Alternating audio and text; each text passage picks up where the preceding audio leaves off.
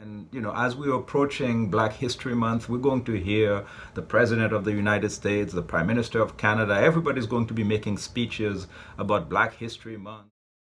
Canada says that they're sending weapons that are being bought by the Haitian government to help the Haitian National Police.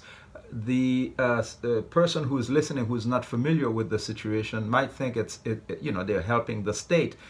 Well, the problem is this is not the state.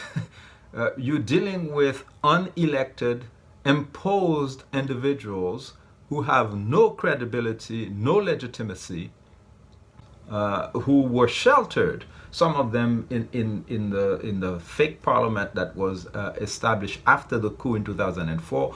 Okay, what people need to realize is that for the past 20 years, there has been a systematic dismantling of the Haitian state, and that includes the police.